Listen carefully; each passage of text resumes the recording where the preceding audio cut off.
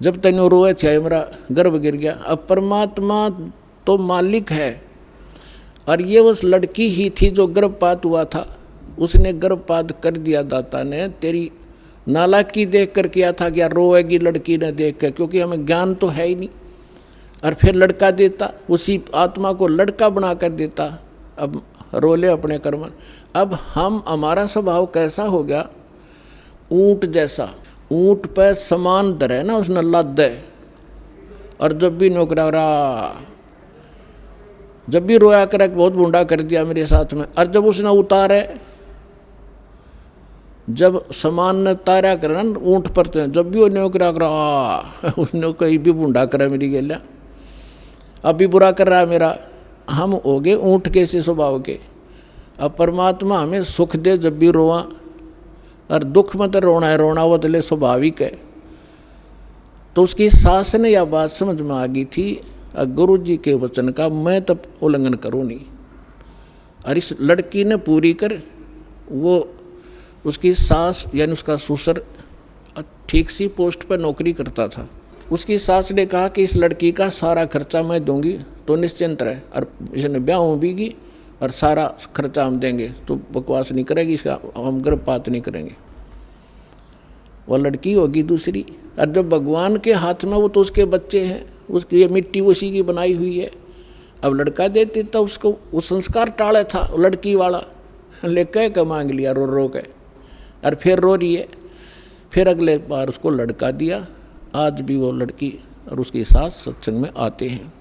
अब कहने का भाव ये है पुण्यात्माओं के, भगवान जो करे तुम बीच में टांग ना डाया करो। अब डॉक्टर है ऑपरेशन में थिएटर में ले गया, अब आप यहाँ परमेश्वर के ऑपरेशन थिएटर में आ गए, और यहाँ ऑपरेशन थिएटर में मरीज अपनी चलावे तो केस बिगाड़ेगा, वो होने नहीं दे उसको जो डॉक्टर चाहता है। ऐसे ही एक बहन के एक लड़की हो के, और फिर वो 27 वर्ष तक, वह लड़की 27 वर्ष की होगी, उसके ब्याह भी कर दिया, उसके भी बालक हो रहे, लड़का लड़की, और उसकी फिर भी तमन्ना एक बालक था एक लड़का तो हो जाता। वह 56 साल की हो रही बुढ़िया, और यह तमन्ना रखे 56 साल की उम्र में मालिक ने फिर छोरा दे दिया उसका लड़का। अब लड़का 5 साल का हुआ, मर गई, ये भी सर पर धर ले, लड़का कौन पालेगा। तो हम ऑपरेशन के अंदर हम अपनी गड़बड़ करवाते हैं तो बिगड़ जाता है केस। फिर भी दास ने आपको हर पहलू पर बता दिया, जोन सी समझ में आओ वाह कर लियो, और वाह पूरी कर देंगे भगवान।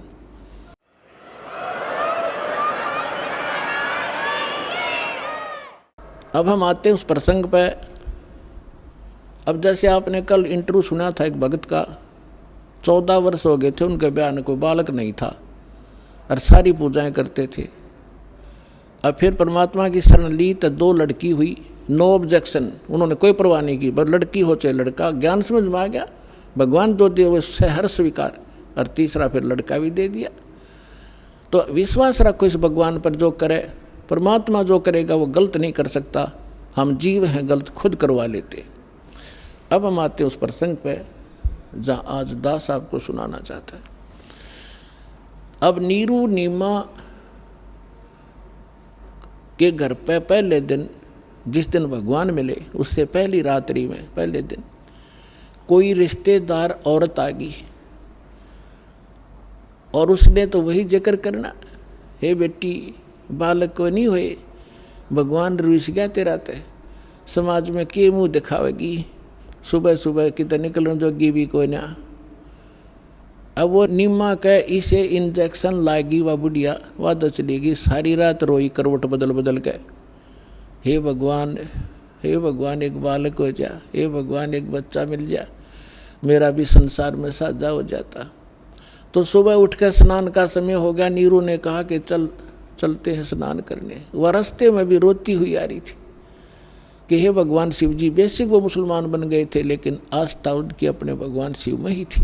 हे भगवान शंकर, आपके घर में के लालों की कमी है, मुझ पापन को भी एक बच्चा दे देते, मेरा भी समाज में साझा हो जाता, हिस्सा बन जाता, मैं भी सीना ऊपर ने मुँह करके जी लेती, इस तरह कह कर बुरी तरह फूट फूट कर रोने लगी।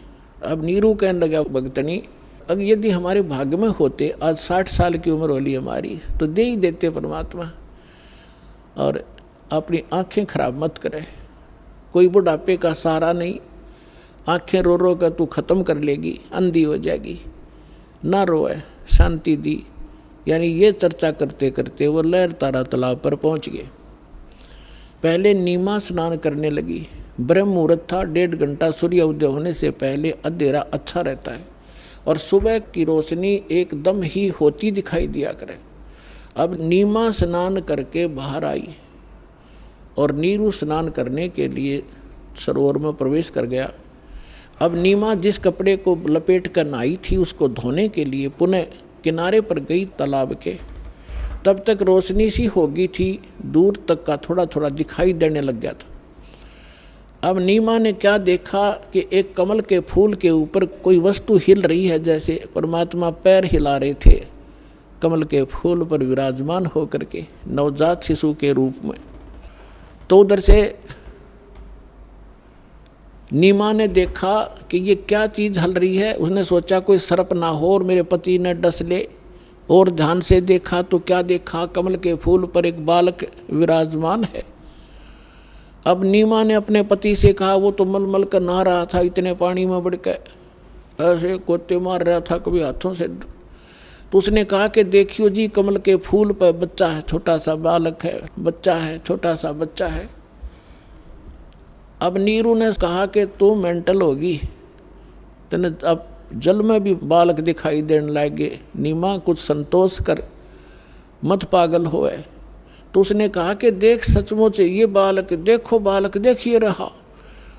अब उसने वो एक विशेष कसक देखी, उसका जिधर संकेत कर रही थी नज़र की तो सचमुच एक कमल के फूल पर एक नवजात शिशु बालक लेटा हुआ। हाय हाय, बोलो सतगुरुदेव।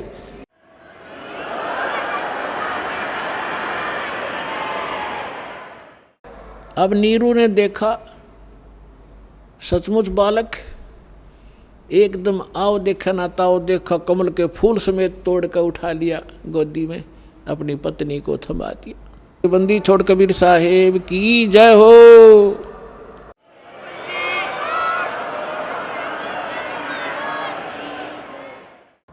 अब नीमा जिस परमात्मा के लिए ऋषियों ने शरीर गाल दिए और जिस परमात्मा की एक झलक देखने के लिए हम युगों से तड़फ रहे हैं, उसके गुणों से हम परिचित हैं, वो कितना सुखदाई है। और वो भगवान और जिस माई के सीने से लगा हो,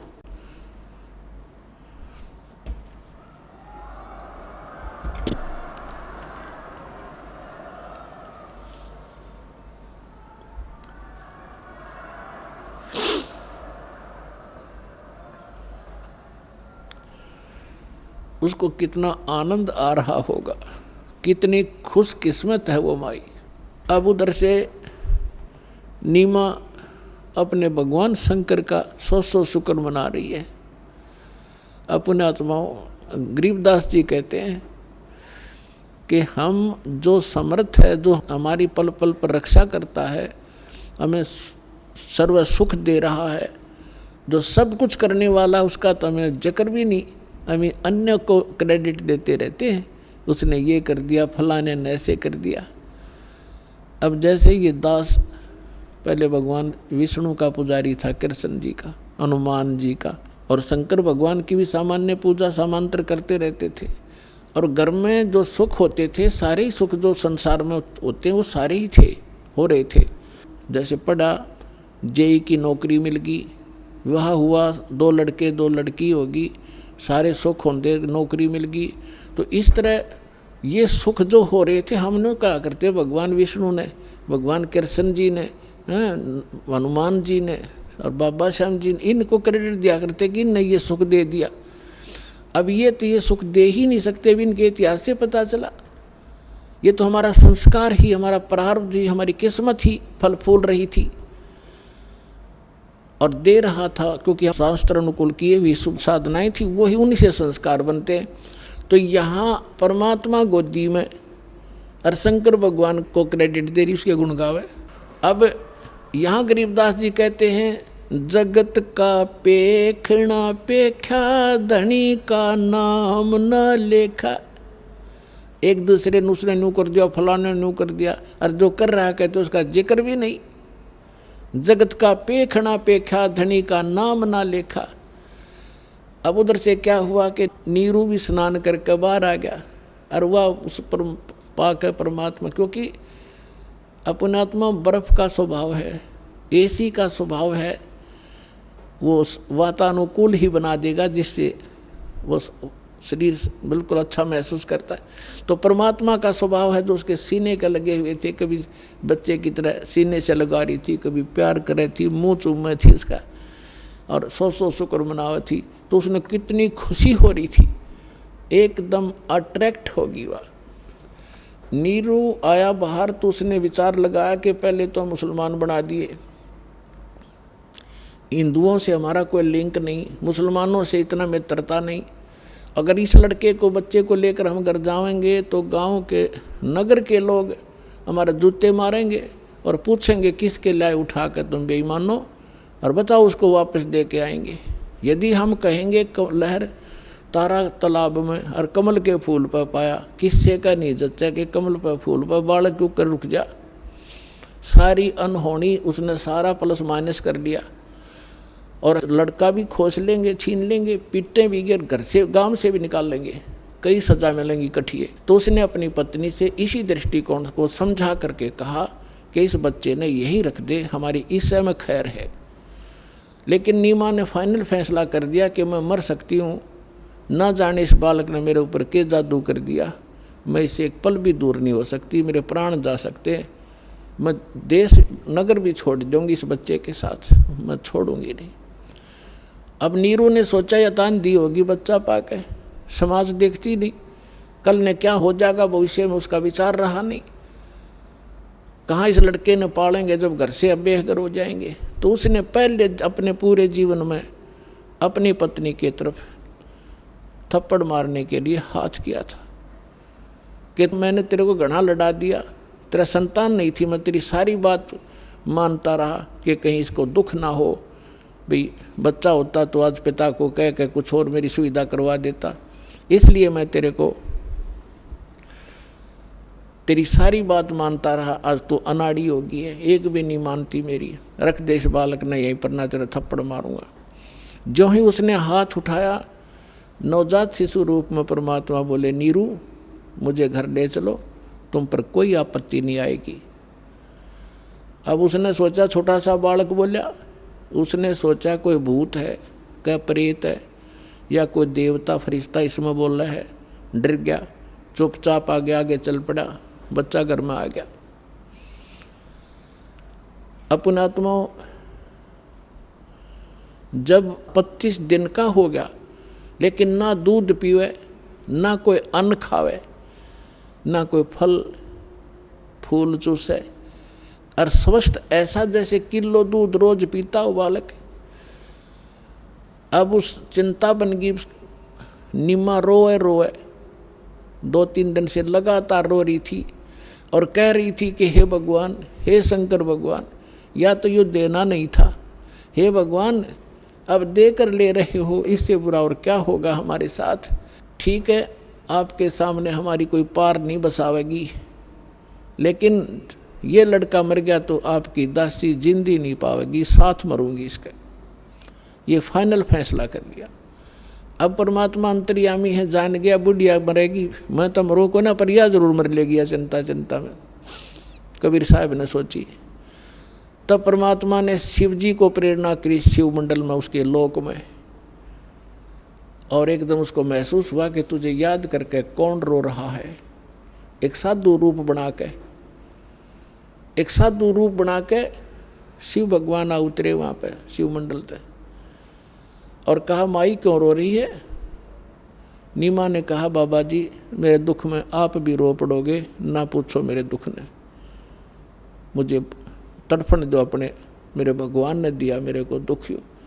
फिर भी शंकर भगवान जी ने साधु रूप में पूछा माई कहते हैं अपना दुख किसी को बता दे कुछ हल्का हो जाता, और मेरे सत्र का कोई समाधान होगा तो मैं भी करूँगा। रोते रोते बता कि पहले हमारे संतान नहीं थी, 25 दिन पहले मेरे भगवान शंकर ने मेरी सुनी, कमल के फूल पर एक बालक पाया। अब 25 दिन हो गए, यूँ ना खाता ना कुछ पीता, यूँ मरेगा बाबा जी, साथ मरूंगी। कति फाइनल फैसला था, अंतर्यामी सारी जानते थे कबीर साहब। शंकर भगवान ने कहा, यानी साधु रूप में, कि माई तेरा बेटा ला कहाँ पर है। अब नीमा लाई उठा के बच्चे ने, सोचा महाराज के चरणों में डाल दूं, इसके जीवन दान कर दे यूँ। अब जो ही उस बच्चे को, परमात्मा को शंकर भगवान के चरणों में, साधु के चरणों में डालना चाहा, न्यू पटका, वहीं से उठ गए परमात्मा, और भगवान शंकर के सिर के बराबर में 5 फुट की दूरी पे ऐसे आकाश में स्थिर हो गए, हवा में। अब शंकर भगवान ने ऐसे हाथ किया, उसकी गोदी में आ गई, और ऐसे हाथों में लेकर के परमात्मा से शंकर भगवान और परमात्मा पूर्ण ब्रह्म की। शंकर भगवान भी नहीं समझ सके ये कौन है, उसने यही सोचा कोई सिद्ध पुरुष है, क्योंकि इनकी बुद्धि इतनी ही है, ये कंप्लीट गॉड नहीं है। तो उन्होंने बातें की, तब भगवान ने कहा, परमात्मा ने कहा, परमेश्वर ने शिव जी से कि महात्मा जी इनको कहो एक कुंवारी गाय ले आवें, और कुमार के घर से एक कोरा बर्तन ले आवें, और आप उस कुंवारी गाय के कमर पर आशीर्वाद दे दियो, वह दूध दिया करेगी। कहते हैं समर्थ जो होता है महिमा का भूखा नहीं होता। अब वचन से शंकर भगवान को आदेश दे दिया तो उसमें वह शक्ति आएगी। नीरू ने अपने पति से कहा, शंकर भगवान ने उस साधु ने कहा कि माई तेरे पति को बुला, एक कुंवारी गाय लावे, बछिया जिसको बैल ने टच ना कराओ। नीरू ऐसे ही किया, जाके गाय ले आया, और शंकर भगवान ने उसके ऊपर आशीर्वाद भरा, कमर पर हाथ मार दिया, लंबे लंबे सतन हो गए, इतनी मोटी आवड़ी होगी लेवटी, और नीचे बर्तन रख दिया, उभर गया, फिर बंद हो गया अपने आप। वह गाय प्रतिदिन दूध दिया करती थी और भगवान पिया करते थे। इस प्रकार परमेश्वर की परवरिश की लीला हुई। अब यहाँ पैरेलल आपको ये एक प्रमाण देना चाहेगा दास कि परमात्मा की पहचान क्या है। वेद हमारे हिंदू धर्म के एक सत्य वस्तु है, सत्य ज्ञान की वस्तु मानी जाती है, कि उसमें जो लिखा है भगवान की यथार्थ महिमा है। तो जो वेद बताते हैं कि परमात्मा के बचपन में जो परवरिश की लीला कुंवारी गाय से होती है, वेद में लिखा है। और जिस भगवान ने ये लीला की है तो who is God, he is God, जो वेदों अनुसार जिसकी लीला। अब थोड़ा सा प्रमाण देते हैं। ये है कबीर सागर, खेमरा श्री कृष्ण दास मुंबई से प्रकाशित। कबीर सागर ये कौन है, इसका शोधकर्ता कबीर पंथी भारत पथिक स्वामी युगलानंद विहारी द्वारा प्रस्कृत मुद्रक एवं प्रकाशक हैं खेमरा श्री कृष्ण दास। अध्यक्ष श्री वेंकटेश्वर प्रेस, खेमरा श्री कृष्ण दास मार्ग, मुंबई से। ज्ञान सागर और पृष्ठ 72 पे, जब बच्चा मिल गया उसको, सुन जुल्हा बन भयो आनंदा, जिमी चकोर पायो निश्चंदा, ले सुध चले हर्ष मन कीन्या, तासो पुन असबोल ही दीन्या। सुत काशी को ले चले लोग देखण तय आवे। गरीबदास जिन जो बोला है वही परमात्मा की लीला में लिखा है कि लोग देखण आवे। जब घर पे पहुंच गया, अन्न पानी बखे नहीं जुल्ला शोक जनावे, कुछ भी नहीं खाया पिया और दुखी हो गया। फिर गए रामानंद, इन्होंने कहा कि रामानंद जी के पास गया। फिर वो नीरू, तब जुल्हा मन कीन तिवाना, रामानंद सो कही उत्पाना, मैं सुत पायो बड़ा गुणवंता, कारण कौन बखे नहीं संता। रामानंद ध्यान तब धारा, जुल्हा सो तब असत वचन उचारा। पूर्व जन्म तू ब्राह्मण जाति, हर सेवा किन्हीं भली भांति, कछु तुम सेवा हर की चूका, ताते भयो जुल्ह का रूपा। प्रीति प्रभु गए तोरी दीनी, ताते उद्धान में सुत तो दीना। अब ये दुल्हा कहता है नीरू के, हे प्रभु मैंने जैसा किया उसा पा गया, अब मैं आपके पास आया हूँ, कुछ उपाय बताओ। सो कहिए उपाय गोसाई, बालक अक्षुदावंत कुछ खाई। रामानंद अस युक्ति विचारा, तुम सुत कोई ज्ञानी अवतारा।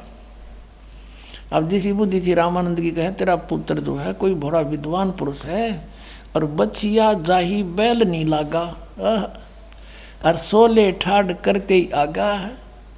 एक बछिया ले आओ जिसको बैल ने कभी टच ना कराया हो, अर्थात कंवारी बछिया। बछिया जाही बैल नहीं लागा, सोले ठाड़ करते ही आगा।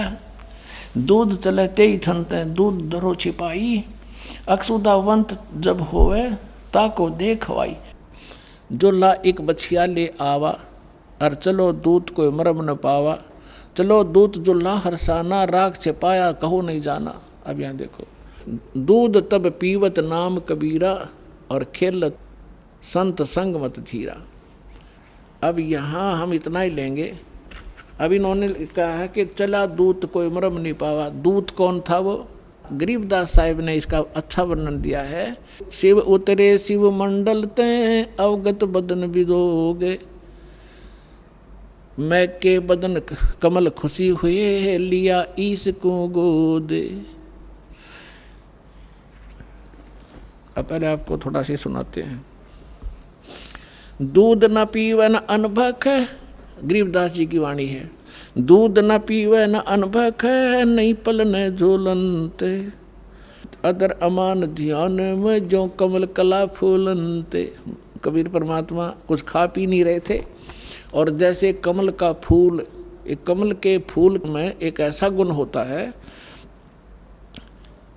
अब जैसे कमल किसी सरोवर में उगेगा और किसी कारण से कोई दरिया नदी टूट जाती है, उसमें पानी भरना प्रारंभ हो जाता है और उसका सतर उठना शुरू हो जाता है, 1-2 घंटे में 2 फुट उठ जाता है जल, तो 2 फुट कमल साथ की साथ बढ़ेगा। चाहे 10 फुट पानी चढ़ जाए, वो साथ ही साथ बढ़ता चला जाएगा, यानी इतना स्पीड तो बढ़ता है। तो यहाँ उसकी तुलना की है कि परमात्मा कुछ खा पी नहीं रहे थे छोटे से बालक, और फल फूल ऐसे रहे थे जैसे कमल फूला करे, ऐसे स्पीड तय शरीर विकसित हो रहा था। शिव उतरे शिव पूरी से, अवगत बदन विनोदे। मैं के कमल खुशी भये, फिर लिया ईस को गोद। भगवान को गोद में ले लिया शिव जी ने। नजर नजर से मिल गई, किया ईस परिणाम। धन मोमन धन पूर्णा, ये धन का सीनी काम। शिव जी साधु रूप में खड़े हुए, दोनों की जब नज़र मिली परमात्मा की और शंकर जी की, तब उस साधु रूप में उस माई से और नीरू और नीमा से कहा था शंकर जी ने कि धन है नगरी जहाँ ऐसे महापुरुष के चरण टिके। ये तो परम संत है, कोई वो समझ नहीं सके शिव जी वो भगवान है।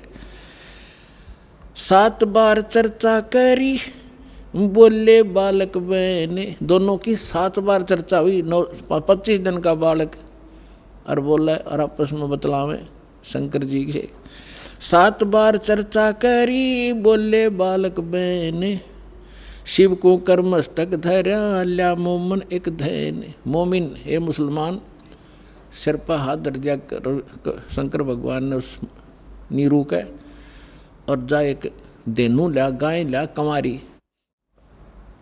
अन ब्यावर को दूहत है, दूध दिया तत्काले।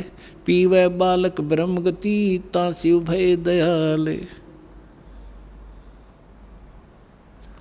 अब ये तो आपको 250 वर्ष पहले, तो 280 वर्ष पहले लगभग गरीबदास जी ने उच्चतरार्थ की। 600 वर्ष पहले धर्मदास जी ने परमात्मा की महिमा को लिखा, कबीर सागर। अब दिखाता हूँ पवित्र वेद, इन पवित्र सदग्रंथ आपको दिखा दिए हैं। ऋग्वेद मंडल नंबर 9 और सूक्त नंबर 1 और मंत्र नंबर 9 में आपको प्रमाणित करते हैं कि वो परमात्मा जब शिशु रूप धारण करके आता है, उसके परवरिश की लीला कंवारी गायों से होती है। ये देखिएगा, ऋग्वेद मंडल नंबर 9 और 10 ये इकट्ठे हैं। ये कहाँ से छपा है? प्रकाशक है सार्वदेशिक आर्य प्रतिनिधि सभा, महर्षि सिद्धांत भवन, रामलीला मैदान, नई दिल्ली से।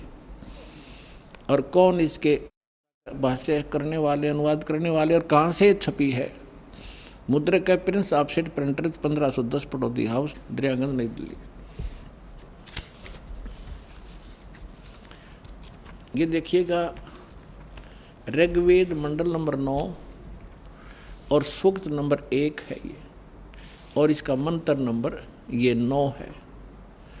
इसमें अभि अधन्या, अभि इमम अधन्या उत्सृणति धेनव, धेनो माने गौवें, शिशु माने उस शिशु रूप में प्रकट परमात्मा को, सोम इंद्राय पातवे, सोम माने अमर पुरुष।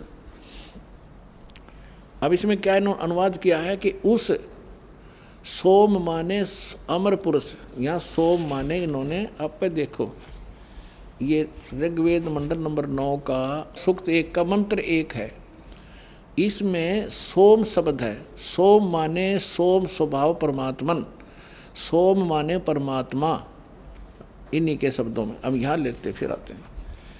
अब हम ऋग्वेद मंडल नंबर 9 सूक्त 1 मंत्र 9 में आगे हैं। ये ऋग्वेद मंडल नंबर 9 सूक्त 1 और मंत्र 9, इसमें लिखा कि इम माने उस, सोम माने अमर पुरुष को, पुरुष माने परमात्मा, तो उस अमर परमात्मा को जो शिशु रूप में, शिशुम कुमार अवस्था में, बाल्य अवस्था में ही, अभि अधन्या, अभि माने पूर्ण, सब प्रकार से पूर्ण रूप से, अधन्या माने बिना दनाई, जो जिसको बैल ने टच ना किया हो, अभि अधन्या। हमारे यहाँ हरियाणा के अंदर, हमारे यानी अक्षेत्रीय भाषा में यूँ कहा करते कि ये गायें बिना दनाई है, अधन्या। बिना धनाई माने ये इसको बैल ने टच नहीं किया है, सांड ने, और ये मतलब बिना धनाई है। तो यहाँ वही है अभि अधन्या। अभि माने पूर्ण, सब प्रकार से कंप्लीट इन ऑल रिस्पेक्ट, यानी कंवारी। अभि अधन्या माने कंवारी। ये देखिए, उस सोम स्वभाव, सोम माने अमर पुरुष को, शिशुम माने जो शिशु रूप में प्रकट होता है, उसकी अभि अधन्या, सब प्रकार से, अधन्या माने इन कर दिया अहिंसनीय, ये खा कर अर्थ है इनका। दैनो माने गौवें, गौवें तृप्त करती हैं, ओए होए तृप्त करती है उस परमात्मा को। जो परमात्मा अमर पुरुष शिशु रूप धारण करके आता है, उनके परवरिश की लीला, ये समझो। अभी अधन्या कंवारी गायों गौओं के द्वारा होती है, वो उसको तृप्त करती हैं। अब इससे क्या सिद्ध हुआ? परमात्मा ने जो लीला की 600 वर्ष पहले, वो आपको दिखा दी उनकी अमृत, उनकी लीला के अंदर। और उसके बाद जैसे तुलसीदास जी ने भगवान श्री रामचंद्र का इतिहास जीवनी लिखी बाद में, ऐसे ही गरीबदास साहिब को परमात्मा मिले थे, सचखंड लेकर गए थे, उनकी दिव्य दृष्टि खोल दी थी, उनका ज्ञान योग खोल दिया था। उसके बाद आदरणीय गरीबदास साहिब जी ने परमात्मा की वही महिमा बताई कि उन्होंने ऐसे लीला की। और वेद बताते हैं कि परमात्मा जब शिशु रूप धारण करके यहाँ आते हैं, एक लीला करते हैं, उस समय उनके परवरिश की लीला कंवारी गायों द्वारा होती है। Who is God? Kabir is God. बोलो सतगुरुदेव।